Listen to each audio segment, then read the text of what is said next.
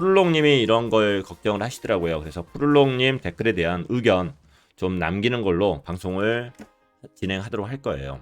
그래서 푸르롱님 의견이 뭐냐 하면은 일단 50K 탈환했지만 이번 주에 옵션 만기도 있고 맥스 페임 포인트가 42K라 이번 주는 아래로 살짝 횡보하다가 21선이나 200일 이평선이 있는 46K에서 토요일쯤 올라갈 거라 생각을 합니다. 토요일하고 이야기한 이유는 또 그게 있겠죠. 잭슨홀 미팅 자체가 26, 27, 28이었죠. 그래서 28 토요일까지이기 때문에 아마 이제 그 이전에 주식 쪽에서 공포 분위기가 있을 거니까 잭슨홀 미팅 끝나고 오르지 않겠습니까? 이렇게 말씀하시는 것 같고, 그리고 옵션 만기는 마지막 주 금요일이죠. 그럼 27일. 그럼 이게 사실은 CME 선물 만기이기도 합니다. 그 선물 옵션 만기이기도 하다. 그래서 저는 5만 달러 축하는 잠시 접었다가 다음 주에 끊어 보겠습니다. 물론 제 생각이 틀려서 그냥 막 쭉쭉 올라가면 좋겠습니다. 역시 우리 푸르롱님 배우신 분이야. 우리가 검토해봐야 될 이야기를 이 댓글 속에다가 다 넣어주셨어요. 검토해봐야 될 거 다 나왔잖아요. 옵션 만기. 옵션 만기가 있다. 언제? 마지막 주 금요일, 그러니까 27일이네. 근데 여기 옵션에서도 맥스페인이라는 걸 배웠는데 맥스페인이 지금 42K에 있다. 그러면은 아래로 더 행복하지 않겠느냐. 그리고 21선이나 202평선 자체가 지금까지 중요한 지점이었는데 떨어져도 그 정도까지 해서 지지를 해주지 않겠는가. 그게 46K인가 봅니다. 저는 모릅니다. 그래서 저는 다음 주에 꺼내 보겠습니다. 토요일쯤 또 올라간다고 이야기한 것 자체는 와우. 잭슨홀 미팅까지 다 이야기를 해주신 거예요. 과연 이게 맞을까 틀릴까? 사실 저는 모릅니다. 하지만은 거기에 대한 의견은 있습니다. 의견. 오를 수도 있고 내릴 수도 있고 횡보할 수도 있죠.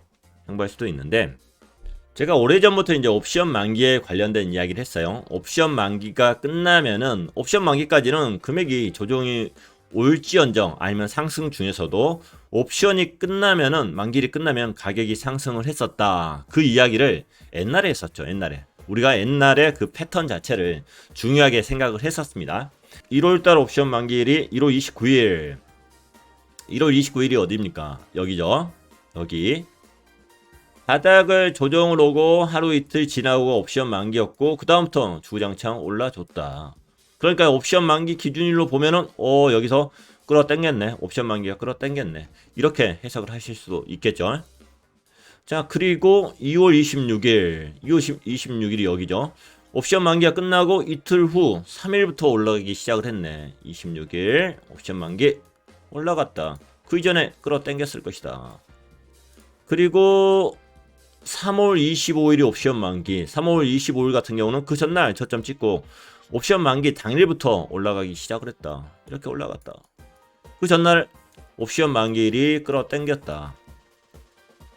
자, 그리고 4월달 4월 29일은 여기입니다. 그래서 가격이 떨어지고 나서 옵션 만기가 4월 29일날 있으니까 여기서 다시 올라가지 않겠습니까? 이렇게 말씀을 제가 드렸습니다. 더군다나 저는 이것을 돌파할 거라고 생각을 했어요. 지금까지 몇 번 있었던 법칙 하나, 둘, 셋, 네 번. 네 번의 법칙이 있고 여기서 옵션 만기하고 올타임 하이하고 그 거리가 가깝기 때문에 여기를 돌파 확률이 높겠다. 전 이렇게 판단을 했었습니다.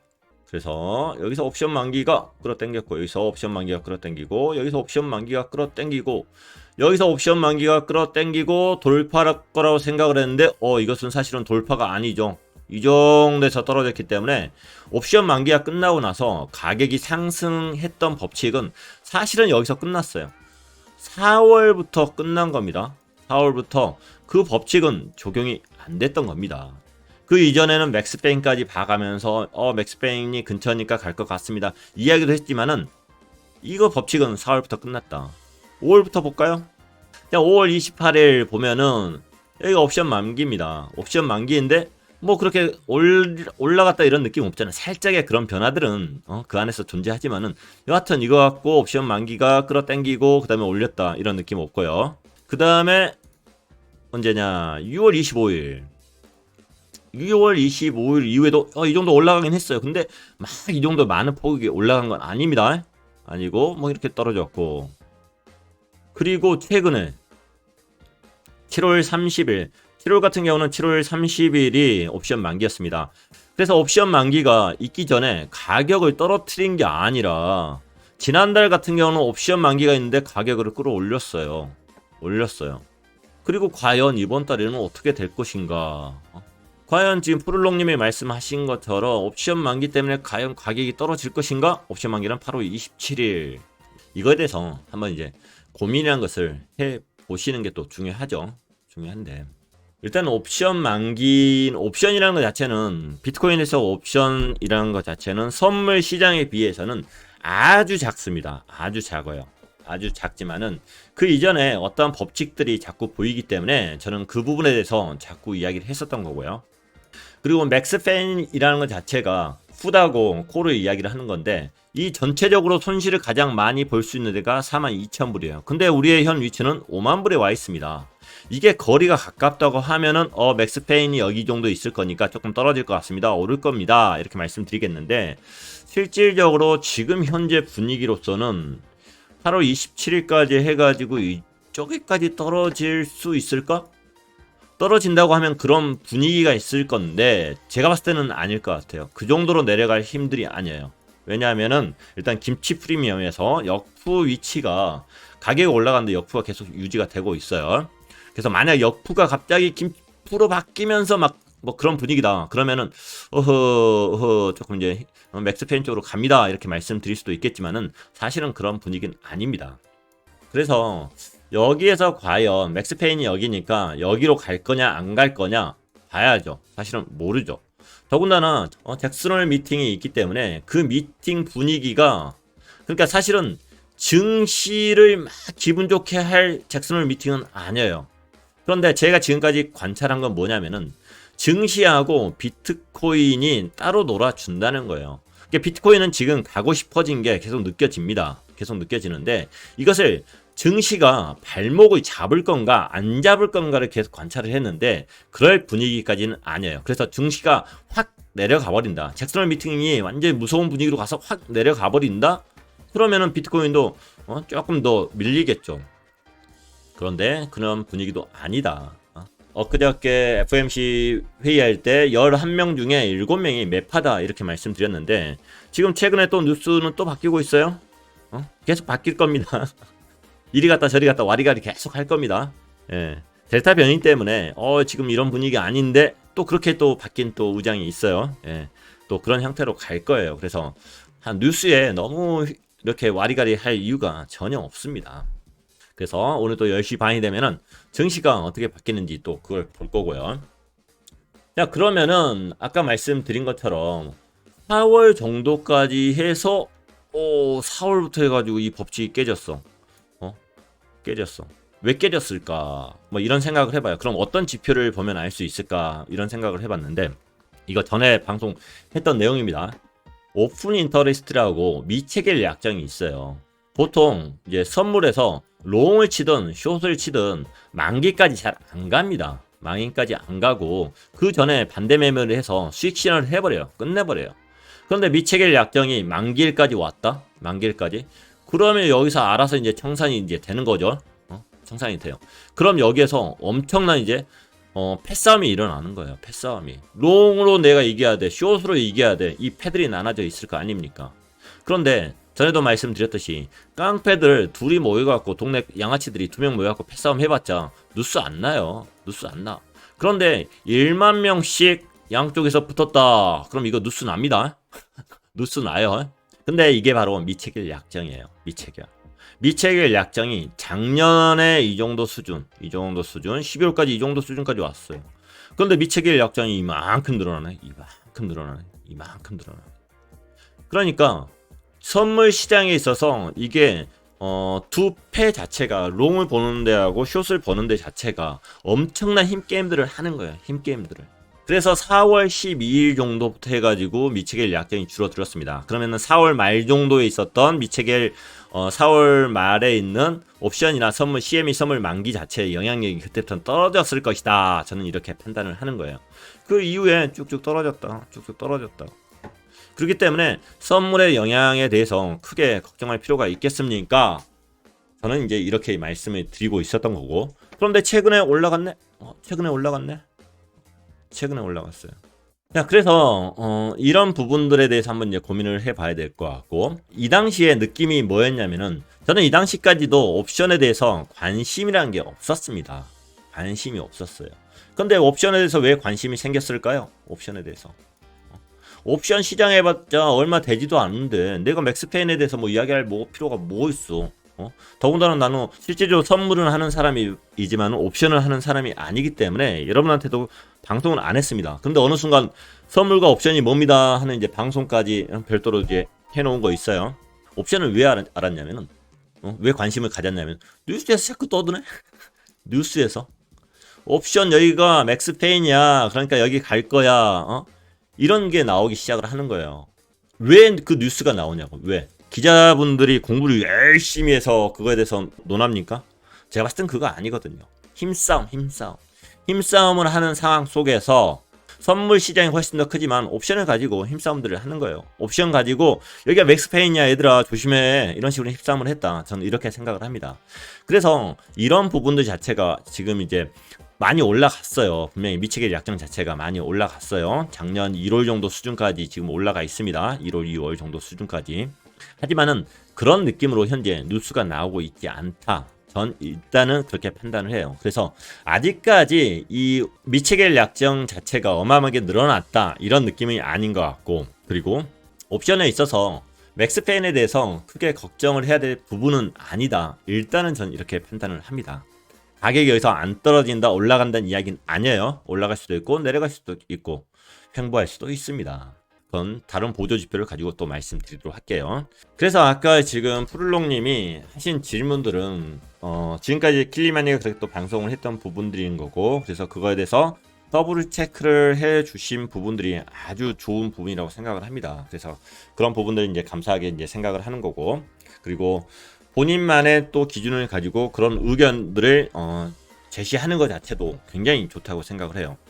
일단은 CME 선물 만기 8월 달에 있는 것 자체는 8월 27일 날 이렇게 잡혀 있습니다. 이게 옵션 만기이기도 하고요. CME 쪽 옵션 만기이기도 하고, 네, 그렇습니다. 그 다음에 이제 우리가 또 하나 봐야 될 게 뭐냐면은 선물 시장에서 이제 힘싸움을 하잖아요. 힘싸움을 하면은 그 힘싸움이 어느 정도 파이냐, 어느 정도 스케일이냐를 두 가지로 볼 수 있어요. 방금 전에 보여드렸던 미체겔 약정이라는 것을 보고 아, 쟤네들이 힘싸움을 많이 하는구나 그걸 느낄 수가 있고, 두 번째 같은 경우는 펀딩 피입니다. 펀딩 레이트, 펀딩 피. 최근에 와서 지금 여기 마이너스였어. 그러니까 숏을 친 세력들이 더 많았다는 거죠. 숏 비율이 많아서 숏을 친 사람들이 롱을 친 사람들한테 돈을 줘가면서 숏을 유지를 했어요. 그런데 어느 순간부터 7월부터 해가지고 롱 쪽으로 지금 롱이 조금 더 올라왔어요. 이제는 롱이 쇼 쪽에 펀딩피를 줘야 되는 상황이에요. 그러면 여기서도 어느 정도 이제 강도라는 걸 봐야 됩니다. 강도라는 것 자체가 얼마나 이 정도 센 거냐. 지금 현재 많이 올라가 봤자 0.01%. 하여튼 이 정도 비율이에요. 높은 비율은 아닙니다. 많이 높으면은 0.1까지 막 이렇게 갑니다. 이것을 하루에 3번씩 줘야 돼요. 그러면 하루에 막 0.3%씩 펀딩비를 줘요. 만약에 여기다가 0.3% 주니까 얼마 안 주는 것 같죠. 이것은 하루에 3번을 주는데 내가 여기서 10배짜리를 했다. 그러면은 10배짜리 베팅에 대해서 주는 거예요. 그러면 이거 하루에 3% 주는 거예요. 내가 만원 가지고 지금 10배짜리 10만원짜리 베팅을 했다. 그럼 이 10만원짜리 기준으로 해가지고 0.3%를 계산하니까 3%를 줘야 된다. 큰 비중입니다. 그 포지션만 유지하는 데 있어서 그 정도 준다는 것은. 자, 그러면 이거 가지고도 또 백테스트를 우리는 해봐야죠. 백테스트를. 제일 밑에 있는 게 펀딩 피입니다. 아래쪽에 있는 게 펀딩 피예요. 현재 0.02% 정도 되네요. 숏 우위에서 사실은 이 정도 수준 되면은 한 중립? 시장은 이것을 아직까지 제가 봤을 때는 중립 정도로 봅니다. 이 정도를. 자, 과거 데이터를 한번 좀 볼게요. 과거 데이터. 최근 것만 볼게요. 최근 거. 올해 거 봤었을 때 펀딩피가 이 정도 수준입니다. 이 정도. 이 정도. 그 상태에서는 지금은 이 정도고요. 숫자로 따지면은 사실은 고점은 0.1%. 0.1% 정도까지도 여기가 이제 0.1% 정도, 여기가 0.06% 정도, 이 정도 느낌으로 계속 유지가 되는 거예요. 유지가. 대부분 사실은 이제 분위기가 좀 롱 쪽으로 몰려요. 롱 쪽으로 몰리는데 지금 이제 시장에 대해서 두려움을 갖고 있던 플레이어들이 지금 두려움을 살짝 떨치고 나 롱배팅 해야겠네, 이 정도 살짝 넘어온 단계입니다. 사실은 이게 많이 넘어가 있으면 저런 좋은 기회 한번 눌러야죠. 숏 전부 다 청산시켜야죠. 또 이렇게 표현할 수 있는데 아직까지는 그런 분위기는 아니에요. 그런 분위기. 뭔가 이게 김프도 막 올라가면서 개미들이 막 흥분하고 있었을 때, 그렇게 말씀드리잖아요. 이렇게 막 흥분하고 있었을 때 확 죽여야 되듯이 이것도 롱이 어마어마하게 있어갖고 뭔가 시장에 대해서 환상이 있었을 때 확 죽이는 거지. 선물 시장에 있어서 이것을 지금 롱 자체를 가지고 있는 사람들을 확 죽여야 될 분위기는 아니다. 제가 봤을 때는 아직까지도 선물 시장에 있어서는 중립 단계에 있는 것처럼 보입니다.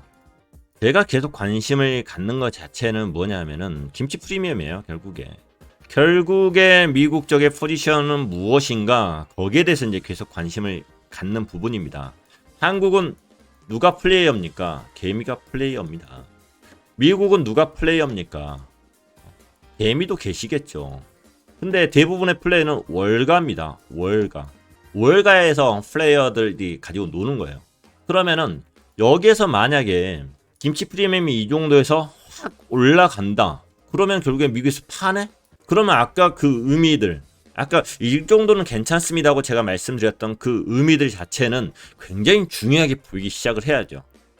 그런데 그게 아니라고 하면은 지금 현재는 월가에서 사고 있다는 느낌이잖아요. 한국에서 막 사고 있는 느낌은 아니잖아요. 사실은 이제 일단 바이빗 거래소 지금 대회가 어떤 성격을, 분위기를 어떻게 만들지는 또 봐야 되는데 나중에 다른 이야기를 할 수는 있는데 현재로서는 FM대로 그냥 보자고요. 왜 역부가 생기냐고요. 미국에서 한국보다 더 비싸게 사고 있으니까 역부가 생기는 겁니다. 아니면은 한국에서 더 열심히 팔고 있어야 되는데 또 그렇게 파는 분위기는 아니잖아요. 펀딩 레이시 올라왔다니까요. 펀딩 레이시. 롱으로 베팅한 사람들이 더 많아졌다는 거예요. 그래서 아까 이제 푸르롱님이 말씀하시는 그것들은 아주 좋은 이야기예요. 그것은 왜 좋냐? 중요한 관찰 포인트이기 때문에 좋습니다. 그런데 저는 여기서 하나 더 말씀드리는 거예요. 김치 프리미엄을 더 관찰을 하자. 김치 프리미엄을. 일단은 이게 201선입니다. 이게 201선인 거고 201선 위에 정착을 하는 게 중요하다. 이렇게 이제 말씀드렸고, 그리고 항상 중요한 것 자체는 이 각도가 중요합니다. 각도가 좀 평형하게 이제 바뀌어 있네요. 바뀌어 있는데 조금 더 각도가 올라가야 된다. 그리고 21선은 볼린저 밴드 중앙선이니까 제가 따로 그럴 필요가 없었던 거고, 여기서 돌파하지 않겠습니까? 이렇게 이야기를 했어요. 그래서 사실은 푸르롱님은 이렇게 표현을 하셨습니다. 21선과 200일 이평선에 있는 46K에서 토요일쯤 올라갈 거라 생각을 합니다. 일단은 201선 위에 있는 것은 저는 따로 보고요. 그리고 조정이 온다 하면은 당연히 이 21선이 생명선이 있고 볼린저 밴드 상단에 위치해야 되는 거고, 그리고 지난번에도 이 정도 부분에서 이제 다 온 것 같습니다. 21선 위에서 여기에서 지지할 겁니다. 이렇게 이제 말씀드렸어요. 추세선도 그을 필요가 없습니다. 어차피 21선이 추세선이기 때문에, 동일하기 때문에 그을 필요 없습니다. 이렇게까지 말씀드렸는데, 상승이라고 하면은 결국에 여기 안에서 놉니다. 여기 안에서. 그리고 현재 볼린저 밴드 상단을 태우고 가느냐, 다시 한번 여기를 또 조정을 하고 오느냐, 이거에 대한 차이거든요. 그래서 저는 상관이 없다는 거예요. 여기서 올라갈 수도 있고 횡보할 수도 있고, 조정이 온다고 하면은 저도 그냥 이 정도 말씀드릴 것 같아요. 이 정도. 지금 푸르롱님이 말씀하신 46,000불? 오케이. 그래서 조정이 오든 마든 저는 크게 당황할 이유는 없을 것 같아요. 이 조정이 왔었을 때 김프 자체가 확 올라가 버린다. 김프가 올라가면 뭐다? 막 미국 애들이 팔고 도망간다. 이런 느낌. 그런데 지금까지 제가 미국 증시랑 비트코인의 상관관계 계속적으로 관찰하고 느끼는 게 뭐냐면, 그럴 분위기까지는 아니다. 튀는 분위기까지는 아니다. 이런 느낌이에요. 그렇다고 하면은 어딘가 지지선을 만들고 갈 텐데, 방금 이야기하신 201선이라 아니면 볼린저 밴드 중앙선, 중요한 위치가 될 겁니다. 중요한 위치가 될 거예요. 그래서 올라갈지 내려갈지 모르겠지만은 내려간다고 하면은 이 21선이나 201선 자체가 중요한 지지선이 되어주지 않겠습니까? 라는 푸르롱님의 말에 동의합니다.